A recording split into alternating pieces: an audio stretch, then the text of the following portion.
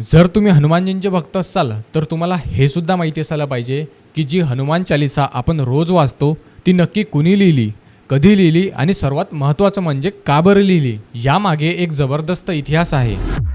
शेकडो वर्षापूर्वी जेव्हा मुघल सम्राट अकबराने गोस्वामी तुलसीदासजींना चमत्कार दाखवण्याच्या हट्टीपायी तुरुंगात टाकले होते, तेव्हा त्या अंधाऱ्या कोठडीत बसून त्यांनी हनुमान चालीसाची रचना केली। चालीसा म्हणजे 40 चौपयांची म्हणजेच 40 ओळींची प्रार्थना। सलग 40 दिवस तुलसीदासांनी याचा जप केला आणि 40व्या दिवशी चक्क हजारो माकडांच्या एका फौजेने अकबराच्या महलावर हल्ला केला आणि शेवटी घाबरून अकबराला तुलसीदासांची सुटका करावी लागली। मित्रांनो, हनुमान चालीसा म्हणजे फक्त काही शब्द नाहीत, तर बजरंग बलीच्या अफाट शक्ती, बुद्धी आणि राम भक्तीचे वर्णन करणारे हे एक महाकवच आहे।